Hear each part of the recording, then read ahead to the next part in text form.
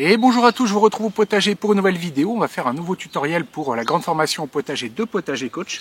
Dans ce tutoriel-là, on va s'intéresser à la réalisation de semis en pleine terre. Donc on a vu dans des tutoriels précédents comment faire un semis en contenant et puis après le repiquage, le bassinage. Là on va s'intéresser au semis qu'on va faire directement en place, qu'on va pas cultiver dans un endroit un peu privilégié pour après l'implanter au potager une fois que les plants se sont bien développés. On va faire vraiment toute la culture au même endroit. Donc on va devoir faire germer les graines en situation, et comme vous avez pu le voir, faire germer des graines c'est pas forcément la partie la plus facile à faire de la culture, et donc il va vraiment falloir faire très attention à se mettre dans les meilleures conditions possibles pour faire notre culture. Donc là vous voyez, j'ai choisi un emplacement du potager que je viens de débâcher, qui était sous bâche. Donc voilà, là je le débâche, il est à peu près désherbé malgré quelques petits enherbements que je vais pouvoir enlever avant de commencer ma culture. Donc première chose qu'on va faire du coup, quand on fait notre semis en pleine terre, qu'on a choisi notre emplacement, on va désherber ce qu'il y a besoin de désherber. Donc pour le désherbage, je vous renvoie sur le tuto correspondant. Je vais faire ça en vitesse et puis je vous reprends tout de suite après. Donc voilà, j'ai bien désherbé ma zone. Là maintenant, il va être question de préparer le sol pour avoir un sol suffisamment profond pour notre culture et également bien lisse, bien meuble pour pouvoir accueillir le semis des graines que l'on va mettre. Alors pour le travail du sol, là pareil, je vous renvoie sur la vidéo à venir sur le sujet. Donc rapidement, sur le sujet, vous pouvez utiliser du coup une fourche. Hop. Et vous allez retourner votre sol pour l'ameublir en profondeur. Alors vous pouvez utiliser la version grelinette, qui est la version un peu plus large qu'une fourche. Alors soit juste avec la grelinette, hop, vous faites juste comme ça pour ameublir le sol mais sans le retourner. Ou alors vous faites comme ici, là, où là je le retourne. Alors après c'est à chacun de voir un peu comment il veut faire au niveau du travail du sol. S'il veut retourner les horizons ou pas. Là dans ce genre de bac, franchement retourner les horizons c'est pas trop un souci. De toute façon c'est rempli avec de la terre extrêmement riche, donc pour moi les mélanger c'est pas trop un problème.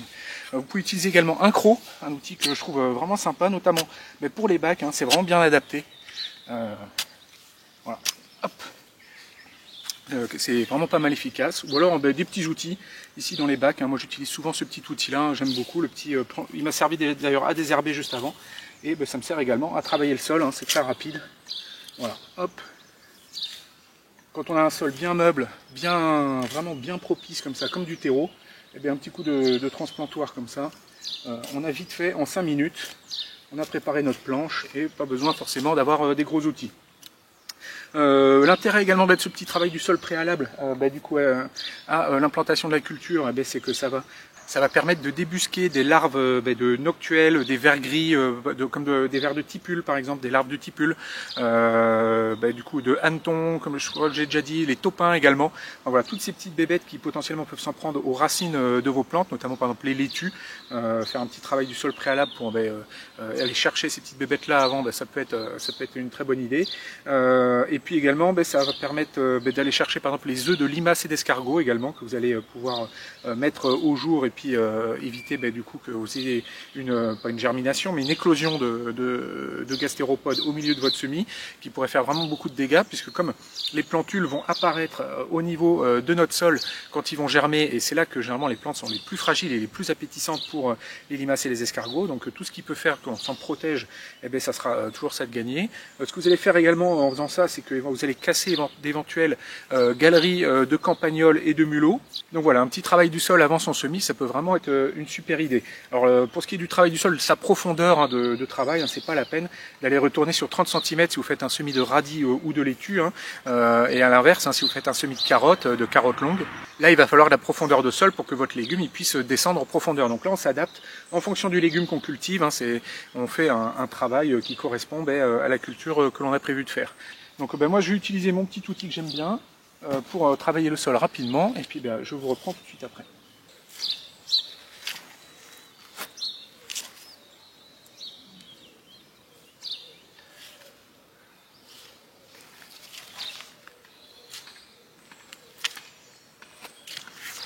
Donc voilà, notre sol est bien désherbé, bien ameubli.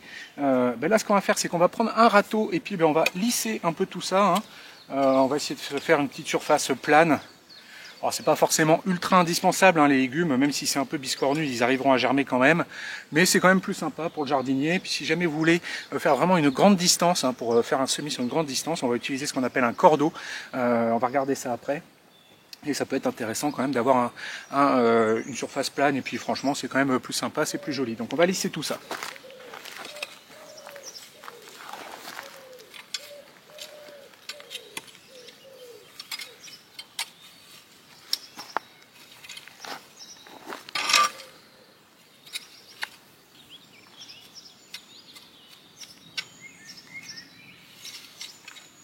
Voilà, ben là on a une surface vraiment magnifique hein, pour faire notre semis, hein, ce qu'on va appeler un lit de semences. Voilà, là on a vraiment un sol ameubli suffisamment, nettoyé de ces mauvaises herbes et puis éventuellement de ces ravageurs, et puis suffisamment fin émietté hein, pour que les graines puissent bien se comporter. Également suffisamment riche, hein, donc là il était déjà bien enrichi le sol avant, mais faut pas hésiter si la culture a déjà, le sol a été un peu épuisé à cet endroit-là, à rajouter un petit peu d'engrais avant votre semis, hein, surtout notamment plutôt un engrais azoté en début de culture. Enfin voilà, ça va dépendre pas mal des légumes, mais souvent en début de culture, c'est de l'azote dont les plantes vont avoir besoin pour faire du feuillage, puis c'est souvent l'élément qui manque le plus. Donc vous pouvez enrichir un petit peu au besoin. Et bien là, maintenant, ce qu'on va faire, c'est qu'on va faire notre sillon pour pouvoir mettre nos graines dedans. Dans le cas où on fait un semis, et bien en ligne. Alors pour ce qui est de faire le sillon, la manière la plus simple de faire, ça reste encore, est-ce qu'on voit bien l'image? Je vais me mettre là. La manière la plus simple de faire, ça reste encore de prendre le manche du râteau, hop, et de tirer une ligne.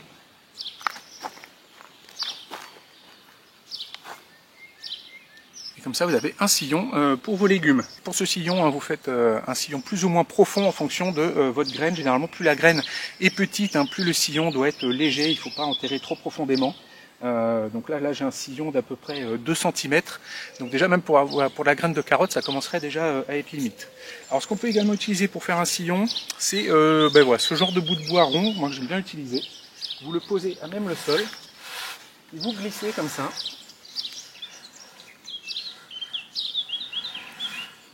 Hop. Moi je trouve que c'est un sillon qui est intéressant à faire dans le cas où vous avez des graines très très fines et puis un sol assez grossier, assez grumeleux, où les graines pourraient s'enfoncer dedans, couler dedans, surtout quand vous allez arroser.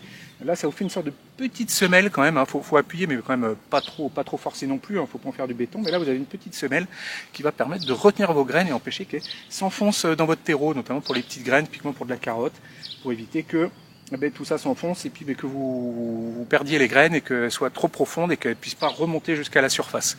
Voilà, donc ça c'est une autre technique possible.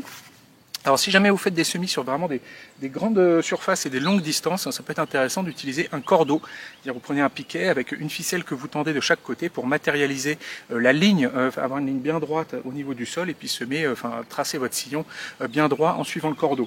Moi ce que j'aime bien utiliser c'est des mètres comme ça. On en trouve facilement jusqu'à 5 mètres de long, hein, pour pas très cher. Et ça vous fait un cordeau très facile à installer et à ranger. En plus vous avez la mesure directement sur le mètre si après vous voulez semer, avoir un espace sur le rang.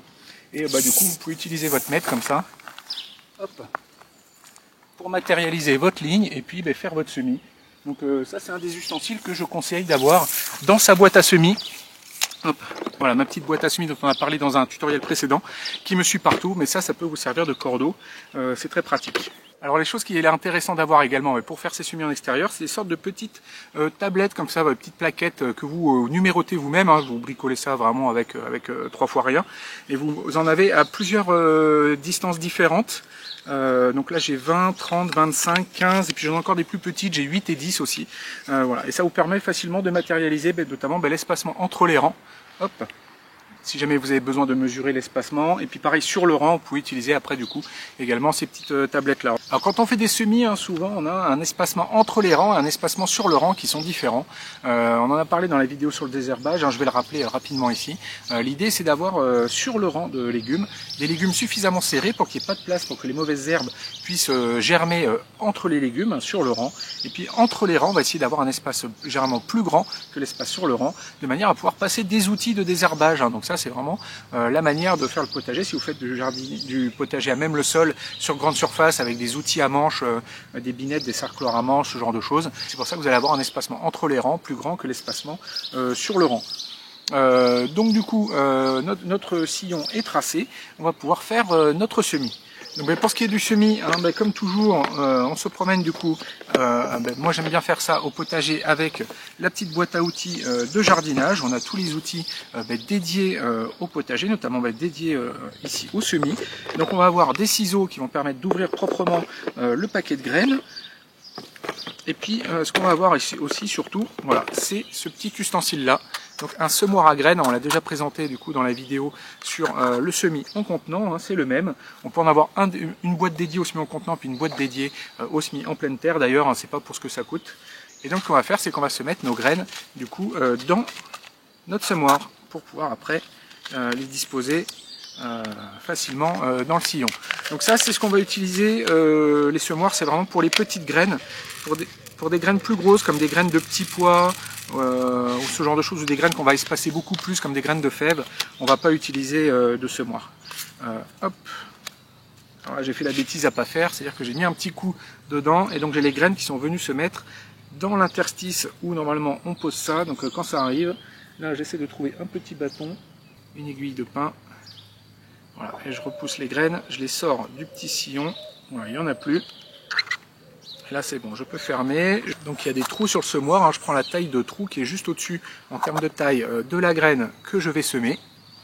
Et après du coup je prends mon semoir et je tapote pour faire tomber les graines à espace régulier. Alors souvent il y a un espacement préconisé pour les graines, hein, c'est des espacements un peu indicatifs, hein, ça n'a pas besoin d'être respecté au poil de cul. Alors si jamais ça coince, vous vous mettez en arrière pour déboucher et puis hop, vous repartez. Tapoter, alors vous pouvez également faire comme ça, vous secouez comme ça.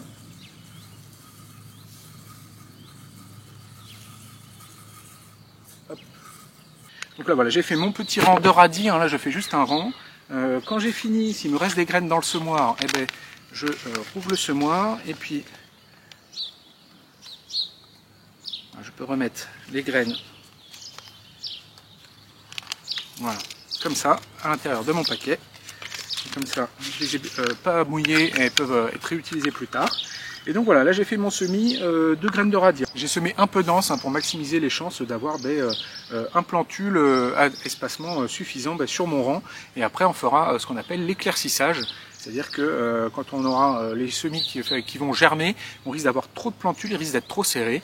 Et bien là, on va en enlever une partie pour être sûr qu'on se retrouve avec un plantule à chaque endroit. C'est pour ça qu'on met plus de graines qu'il en faudrait, pour être sûr qu'on maximise nos chances de ne pas avoir de trous dans notre ligne. Et bien, comme si par contre on a trop de plantules, voilà, on enlève ceux qui sont en trop de manière à avoir vraiment un plantule juste qu'il faut en termes d'espacement partout sur toute notre ligne, avoir une ligne bien remplie. Donc là on est sur de la graine de radis, hein, c'est parfait, hein, comme semis, comme profondeur, ça suffit. Après on peut fermer du coup notre sillon, donc ce qu'on va faire, moi ce que j'aime bien faire, c'est on prend la main comme ça en pince, et puis hop, on avance sur notre sillon, et on rabat la terre, comme ça, de manière à le fermer. Une fois qu'on l'a fermé, ce qu'on va faire, c'est qu'on va plomber notre sillon, on va le tasser un peu. Alors moi je fais ça avec la main. Les jardiniers qui aiment bien jardiner debout, ils vont prendre le plat du râteau et puis ils vont plomber avec le plat du râteau.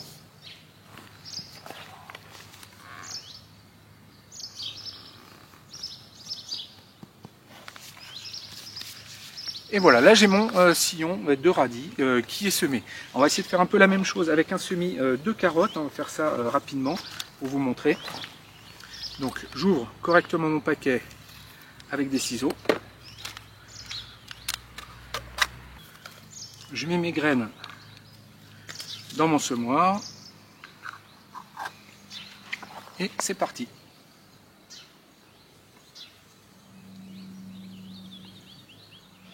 Et alors le paquet, une fois qu'on a fini de l'utiliser, on peut le plier comme ça, de manière à éviter que si ça se retourne, il y ait toutes les graines qui tombent.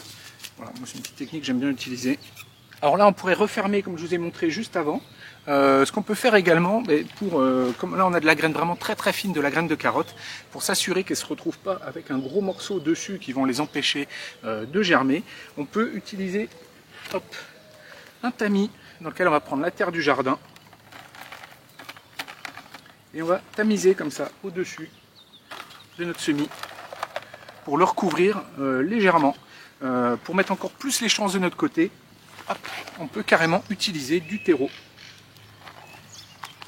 On peut tamiser ou mettre un peu plus directement comme ça si le terreau est assez fin. Et vraiment, voilà, pour mettre toutes les chances de votre côté, vous prenez du terreau dans un tamis. Et là, comme ça, vous recouvrez votre semis vraiment très finement. Et vous mettez vraiment toutes les chances de votre côté d'avoir le semis qui germe. Alors on tasse légèrement, hein. Plus la graine est sensible et fine, plus on tasse légèrement. Alors là, on voit que le sillon, du coup, ça fait comme une sorte de petite vallée. Donc c'est pas plus mal, hein, ça va permettre à l'eau de bien aller vers notre semis. Alors je suis pas allé jusqu'au fond du rang là, pour aller vite au niveau de la vidéo. Là, je vais faire ça en vitesse.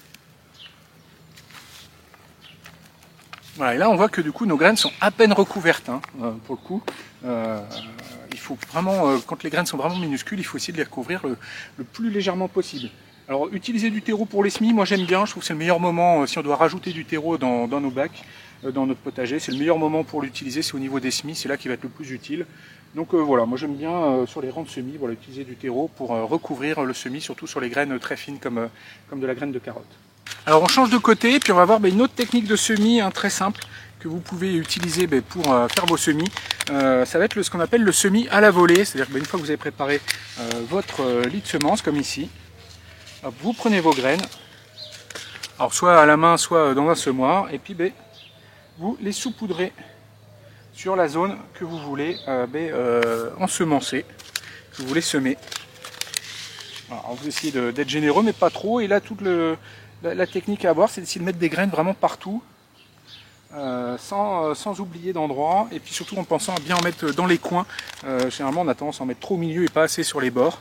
Voilà. Après, une fois que vous avez fait ça, votre semis de graines comme ça, à la volée, et bien là encore, vous reprenez du terreau ou de la terre d'à côté, et puis vous tamisez de la terre au-dessus de votre semis, de manière à recouvrir toutes les graines. Alors si les graines sont des graines de couleur, ça peut être, c'est plus facile de voir justement si on les a bien recouvertes ou pas.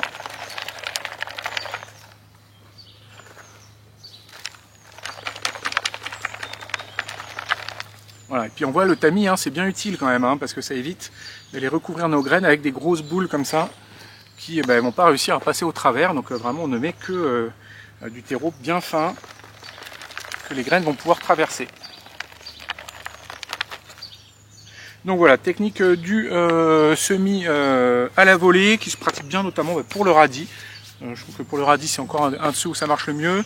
À ceci près quand même qu'après le désherbage est quand même beaucoup plus compliqué qu'avec un semis bien fait en rang. Et puis souvent on a quand même une levée assez aléatoire, hein. Vous allez avoir des zones où vous aurez beaucoup de graines qui vont germer, d'autres où il n'y en aura pas du tout, surtout que si votre lit de semences il a des petites aspérités, ce genre de choses, les graines vont rouler, elles vont avoir tendance à rebondir et puis aller dans les trous et se regrouper ensemble par petits paquets. Donc voilà, c'est une technique qui fonctionne, mais moi qui pas trop non plus, que j'affectionne pas plus que ça, parce que c'est pas forcément le plus efficace. Si par contre vous avez un espace à semer et que vous n'avez pas beaucoup de temps, vous pouvez vous y prendre comme ça, mais sachant que vous ferez ce que nous on appelle en informatique de la dette technique, hein, c'est-à-dire que vous gagnez du temps là sur le moment là, mais pour en perdre derrière, hein, parce qu'au niveau du désherbage et du maintien de la culture, ça va être plus compliqué que si vous avez fait quelque chose de propre. Donc voilà, le semis à la volée, ça existe, mais moi c'est pas ce qui a ma préférence.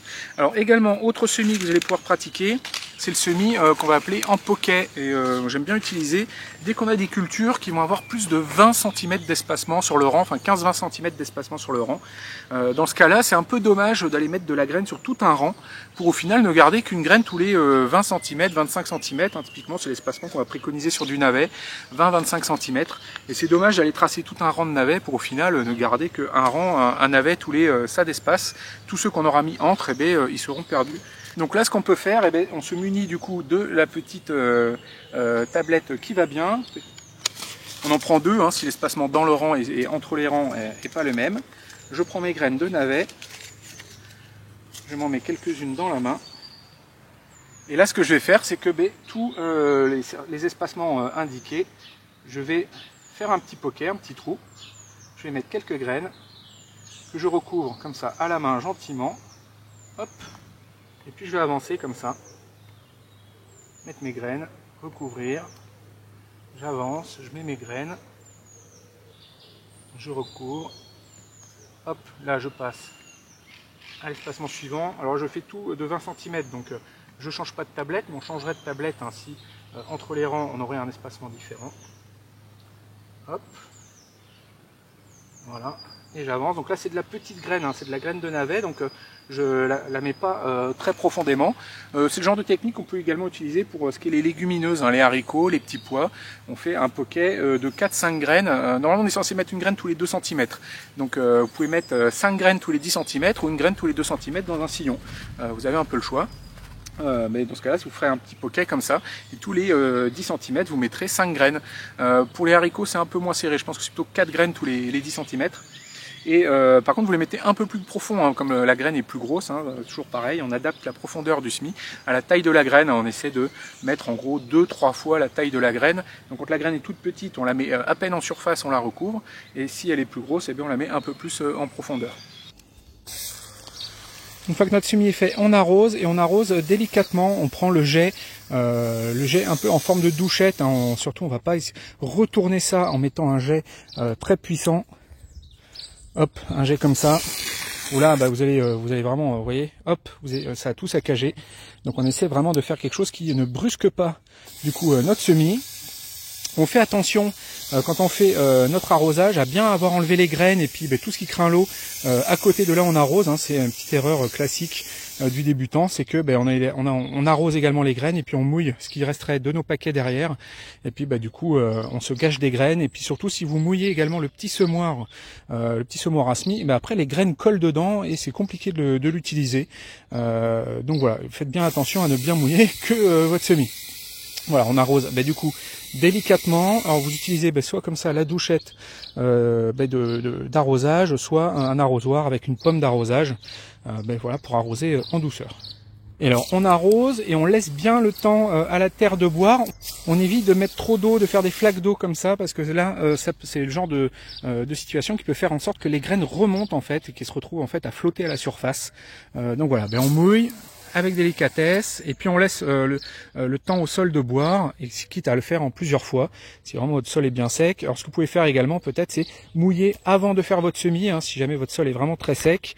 Je suis pas grand fan de ça moi, parce qu'après j'aime pas trop travailler dans la terre détrempée, ça poisse aux mains, ça colle, mais enfin bon, si ça pose pas de soucis, vous pouvez mouiller un petit peu avant. Alors pour certains semis, il est possible de pailler directement après le semis, hein. Donc vraiment plus la graine est grosse, plus elle va supporter d'être paillée.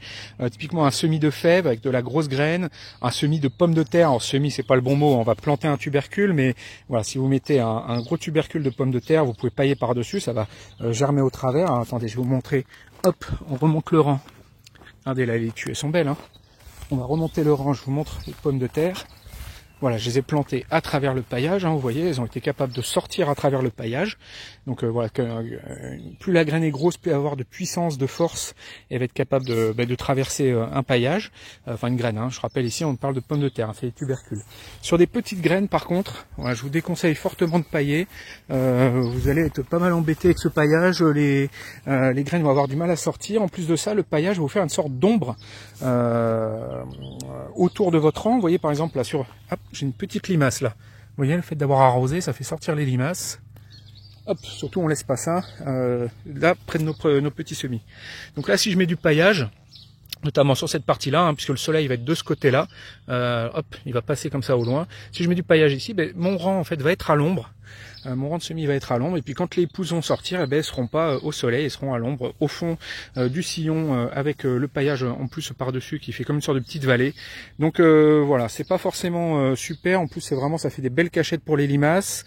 Ça empêche le sol de se réchauffer aussi au printemps. On veut que le sol se réchauffe pour que les graines germent bien. Les graines ont besoin d'une température minimale, hein, pour germer. Donc si vous mettez du paillage, les rayons du soleil peuvent pas venir taper du coup votre sol bien noir comme ça, qui va bien accumuler la chaleur et qui va se réchauffer et va permettre d'apporter la température nécessaire à vos graines pour germer. Donc voilà, moi le paillage sur les semis, franchement je déconseille, j'aime beaucoup le paillage, mais sur des grands plants bien développés, après les seins de glace, quand on va planter nos tomates, nos courgettes, tout ça, le paillage c'est génial. Mais sur un semis de radis ou de carottes, franchement je déconseille, moi personnellement je déconseille fortement. c'est que des soucis. En plus de ça, si vous ne protégez pas votre semis contre les oiseaux vont venir vous mettre le bazar dans votre paillage, surtout si vous avez des merles. Par exemple, les merles sont des oiseaux qui aiment fouisseurs. Hein. Alors, c'est pas qu'ils mangent les graines ou les plantules, hein. Ça mange plutôt les petits vers de terre et les insectes. Mais ils vont adorer du coup venir fouiner dans le paillage pour essayer d'y trouver à manger. Puis ils vont vous étaler votre paillage qui après va venir vous recouvrir votre sillon avec les semis. Alors bon, après ça dépend si vous avez des merles ou pas dans votre coin.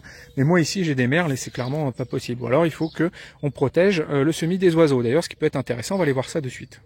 Donc voilà, là je vous montre des semis que j'ai fait un peu avant, précédemment dans le temps. Ici vous avez un semis de radis, voilà, que j'ai fait en rang, comme je vous ai montré à l'instant. Voilà. Et là vous voyez les différents radis sur le rang qui sont sortis. Alors là il y en a qui sont serrés, vous voyez, ça a besoin de ce qu'on appelle éclairci. Donc ça ce sera la prochaine vidéo, on regardera comment faire l'éclaircissage pour faire en sorte d'avoir des radis qui sont espacés à peu près de 3-4 cm les uns des autres sur le rang. Alors là vous voyez par exemple celui-là s'est fait grignoter un petit peu par une limace. Donc on a cette pression permanente et du coup sur les semis en pleine terre des gastéropodes, surtout que vraiment c'est quand ils sont tout petits. Alors là ils sont déjà un peu plus grands, c'est un peu moins gourmand pour les limaces et les escargots, mais quand les plants sortent tout juste de terre, hein, c'est vraiment que là ils sont très fragiles et que généralement les limaces en raffolent. Donc voilà, là on voit bien nos rangs de radis qui ont bien germé. Là à côté, là c'est un semis de navets, comme ce que je viens de vous montrer à l'instant, en poquet. Voilà, et là j'ai fait des poquets de navets. Et vous voyez, on voit bien l'espacement entre les différents poquets. Alors il y en a qui ont plus ou moins réussi. Là vous voyez, là j'en ai un qui a pas marché, là j'ai un trou. Là par contre ici, là ça a très bien marché. Donc là par contre là pareil, j'ai un petit trou. Bon, ça fait partie du jeu, hein, les semis en pleine terre, hein, c'est contrairement quand on fait des semis en contenant puis qu'on implante après au jardin. Là, vous voyez, ça c'est de la mâche que j'ai implantée au jardin. Là, je suis sûr d'avoir exactement une mâche à chaque endroit. Vous voyez là, c'est quasiment géométrique, hein, c'est joli. Quand on fait des semis en pleine terre, forcément, il y a un risque de rater, d'échec. D'où l'intérêt quand même de mettre un peu plus de graines pour se mettre un peu toutes les chances de son côté. Mais globalement, j'ai quand même... Bon, ça a été désherbé, là vous voyez, ça repousse encore un petit peu. Globalement, j'ai quand même un navet à peu près sur chaque poquet, au moins qui a germé. Donc là, j'en ai qu'un. Donc celui-là, forcément, je vais pas l'éclaircir, je vais le garder, je vais le chérir, on va dire. Et puis là, par contre, là, je vais éclaircir, je vais essayer d'en enlever pour, on peut éclaircir en une fois, en deux fois, on en reparlera dans la vidéo qui suit sur l'éclaircissage. Mais là, vous voyez, mon semis a bien marché.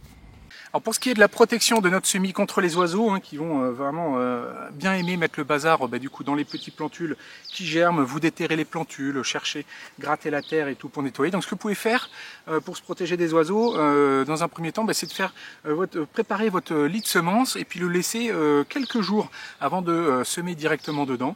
Les oiseaux auront le temps de s'amuser dedans, d'aller chercher à manger, de faire le ménage. Et quand vous arrivez, du coup, les oiseaux se seront un peu fatigués de votre endroit et puis là où vous sèmerez, ils viendront un peu moins patauger dedans. Ce que vous pouvez faire également, c'est recouvrir votre semis d'un grillage. Moi, ce que j'aime bien utiliser, une sorte de grillage à poules comme ça. Les oiseaux, du coup, ne peuvent pas y accéder. Il y a des filets anti-oiseaux qui sont également utiles pour faire ce genre de choses. Voilà, en tout cas, vous faites une barrière physique aux oiseaux pour qu'ils ne puissent pas accéder à votre semis.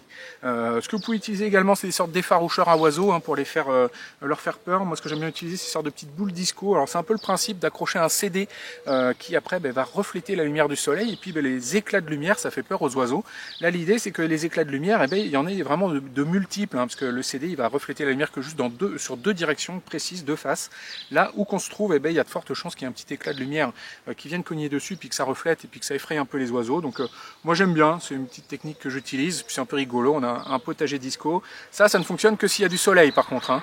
Et le problème c'est qu'au printemps, souvent le ciel est couvert au moment où on fait nos petits semis, donc voilà, c'est pas forcément idéal. Alors là d'ailleurs, en parlant de petits semis, je vous montre, ici c'est un semis de panais, avec quelques petites mauvaises herbes qui sont en train de sortir au milieu, donc ça va être besoin d'être désherbé, notamment là j'ai des capucines qui sont en train de sortir, et panais qui lui va avoir besoin d'être éclairci, donc voilà, ça sera sûrement qu'on le reverra dans la prochain chapitre sur l'éclaircissage.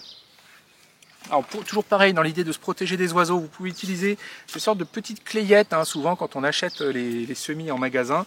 Ça c'est des barquettes de 6 godets de 7, de 8 pardon, 8 notamment ce qu'on va avoir pour les tomates ou les poivrons, les aubergines. Et vous les mettez par-dessus votre semis. Hop, enfin pas sous le filet, du coup, vous n'avez pas besoin de mettre de filet. Hop, voilà, vous positionnez ça comme ça sur votre semis, et puis du coup ça protège des oiseaux.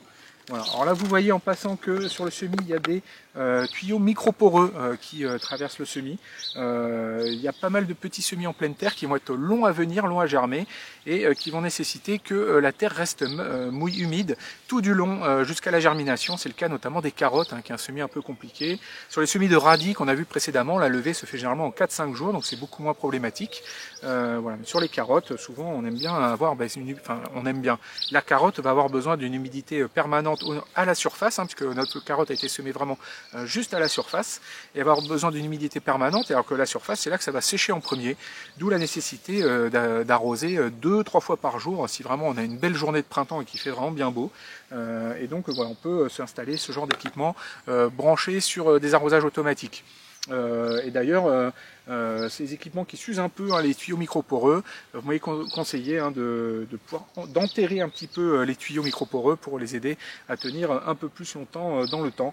Alors moi j'ai jamais essayé, j'ai jamais pratiqué, mais voilà, la prochaine fois je pense que j'essaierai suite à vos conseils.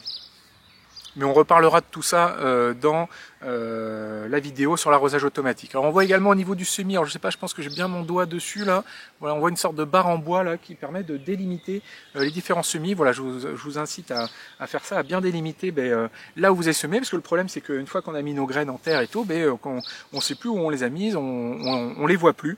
Donc c'est important de matérialiser en fait les zones où vous avez semé, alors avec des étiquettes, avec des bouts de bois. Alors ça dépend si vous semez comme moi du coup des rectangles sur une bande de culture, ou si vous faites des rangs de culture. Dans ce cas-là, au bout de votre rang de culture, vous allez mettre une belle étiquette bien visible pour qu'on sache ce qu'il y a à cet endroit-là. Enfin voilà, c'est important de matérialiser les endroits où vous avez semé pour pas vous retrouver à ressemer à un endroit où vous avez déjà semé précédemment. Donc voilà, notez bien les différentes zones. Alors pour pas mal de légumes, ce qu'on va pouvoir faire en termes d'articulation des semis en contenant et des semis en pleine terre, c'est commencer la saison avec des semis en contenant pour essayer d'avancer du coup notre période de culture avec des semis en contenant qui se font à une époque où il fait beaucoup trop froid à l'extérieur pour faire le même semis en conditions naturelles, enfin en place.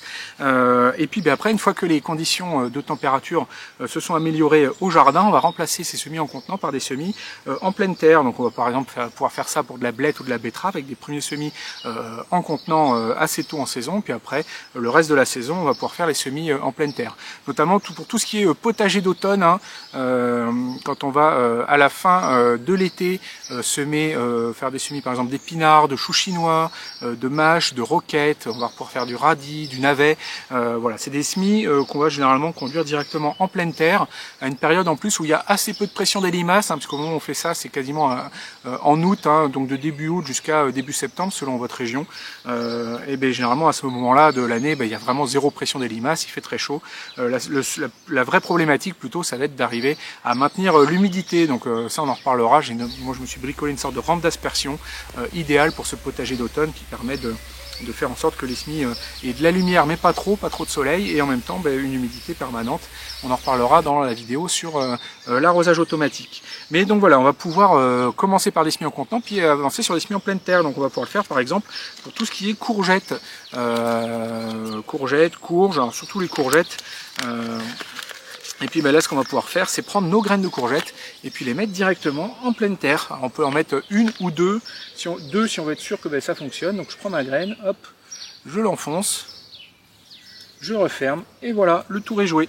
Alors ce qu'on va faire par contre, une fois qu'on a fait notre semis, c'est qu'on va marquer l'endroit où on a fait le semis, pour savoir que une fois que ça va germer, savoir où se trouve notre plant de courge, surtout qu'après c'est quelque chose qui va ramper, sauf si c'est une courgette non coureuse, mais si vous avez une courge qui est coureuse, qui va faire des lianes de partout, ça va être important d'identifier où est le pied mère de votre plant pour savoir où arroser, notamment éviter d'arroser partout parce que c'est pas des plantes qui vont aimer qu'on leur arrose le feuillage. Donc au moment de semer, vous identifiez l'endroit où se trouve votre plant et ça vous évite après de plus savoir où il se trouve. Alors là moi ce que j'aime bien pour faire des marquages comme ça, c'est au début j'utilisais des bâtons, maintenant moi j'utilise des fers à béton comme ça. En fer à béton c'est pas forcément très esthétique, c'est un peu comme le béton, par contre c'est super durable, ça dans 20 ans c'est toujours là, il n'y a pas de souci. Et par contre je protège ça avec des embouts en plastique, on peut mettre des bouchons de bouteilles de vin, des balles de tennis, enfin voilà plein de choses, mais je vous conseille quand même de protéger tout ce qui pourrait faire un ustensile sur lequel vous pourriez trébucher, enfin vous empaler dessus. Donc, voilà, le but c'est de faire pousser des légumes, hein, pas de se blesser. Ça serait quand même vraiment dommage de se blesser au potager. Donc voilà, je vous conseille de protéger tous vos petits bâtons, vos tuteurs comme ça. Alors ce que vous pouvez utiliser également pour maximiser vos chances de réussite de vos semis, notamment des graines les plus frileuses ici comme des graines de courgettes. Alors en plus d'être frileuses, en plus c'est des graines dont sont pas mal friands les mulots. Vous pouvez les protéger avec une cloche de culture. Donc pour ça vous pouvez utiliser des bouteilles de 5 litres. Hop, voilà, vous mettez ça là où vous avez mis votre graine. Voilà, et bien du coup ça va faire comme une sorte de mini serre autour de votre graine. Alors moi je conseille plutôt de les garder ouvertes en haut pour que si vraiment ça chauffe de trop, l'air chaud, comme l'air chaud monte, ça va s'en aller, puis ça évitera que ça chauffe de trop à l'intérieur de votre bouteille. Vous pouvez utiliser des bouteilles plus petites, donc des bouts de bouteilles comme ça, pour vous mettez votre graine au milieu, hop, et puis après vous recouvrez. Alors faut faire attention, c'est que après si vous enfoncez trop, souvent la terre après elle va rester coincée dans ce genre de petites nervures, donc vaut mieux utiliser des bouteilles lisses, comme des bouteilles de coca. Ça évite d'avoir ce genre de problème après, que quand vous enlevez la petite bouteille, il y a le semis qui vient avec la terre. Donc voilà, plutôt des bouteilles lisses si vous pouvez. Ou alors plutôt des bouteilles plus grandes, c'est quand même avec une plus grande taille de bouteille, la plante aura plus de place pour se développer. Alors c'est assez impressionnant l'efficacité de cette technique-là. J'ai pu la tester. Il y avait donc mes semis qui sont bien sortis au milieu, donc j'avais fait ça avec des courgettes, et puis des graines de pourpier qui avaient germé donc partout autour de mon semis, alors qu'à l'extérieur, le pourpier n'avait pas germé. Donc vraiment, il y avait eu des conditions de température très supérieures à l'intérieur de la cérasmique à l'extérieur, parce qu'en avril j'avais le pourpier qui germait, alors que le pourpier germe généralement beaucoup plus tard en saison, quasiment juillet-août. C'est vraiment une plante qui va plutôt germer en été, quand il fait très chaud. Donc voilà, c'était assez étonnant. J'avais fait également du tournesol ou du maïs, c'est une manière d'avancer les cultures, et puis là encore de les protéger des campagnols, puis également du coup des limaces et des escargots, qui après vont avoir beaucoup plus de mal à accéder à votre plante, puisqu'il va falloir qu'elle remonte puis qu'elle redescende et tout, donc c'est pas si évident que ça. En fait globalement j'ai remarqué que les limaces et les escargots ne rentraient pas dedans. Alors après vous pouvez avoir une éclosion de limaces ou d'escargots à l'endroit où vous avez mis votre cloche, mais là ce serait vraiment pas de bol. Pour vous en assurer, au pire vous travaillez un petit peu le sol juste à l'endroit du semis, vous allez mettre votre cloche, mais normalement ce serait vraiment pas de bol qu'il y ait des œufs de limaces juste à cet endroit là. Et alors pour ceux qui veulent vraiment faire ça avec du matériel au top, vous pouvez utiliser ce genre de cloche de culture avec en haut là un petit système d'ouverture et de fermeture. Donc là toujours pareil, moi je conseille de garder ouvert. Si vous fermez, c'est à dire qu'il faut être là également pour pouvoir le rouvrir, parce que si vous fermez, ça risque de chauffer très fort, la chaleur va pas pouvoir s'évacuer. Et là vous avez un système de fixation ici, hop, vous pouvez planter vos crochets.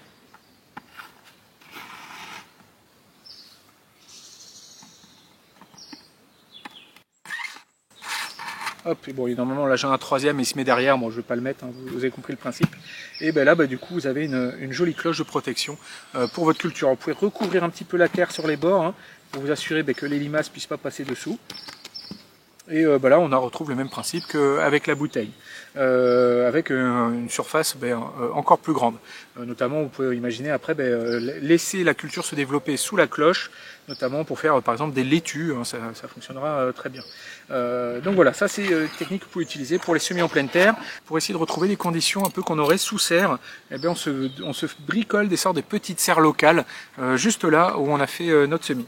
Donc voilà, je pense qu'on a bien passé en revue la question du semis en pleine terre. J'espère que la vidéo vous aura intéressé. Petit pouce, abonnez-vous à la chaîne si vous arrivez depuis la chaîne YouTube ou depuis YouTube. Voilà, je vous rappelle, tout ça c'est une formation pour Potager Coach, le logiciel que je développe pour assister les jardiniers au potager. Et puis en même temps, il y a cette grande formation au potager pour former les débutants à la pratique du potager. Voilà, c'est la fin de ce chapitre. On se retrouve dans un prochain chapitre. On va parler de l'éclaircissage de nos semis. À bientôt.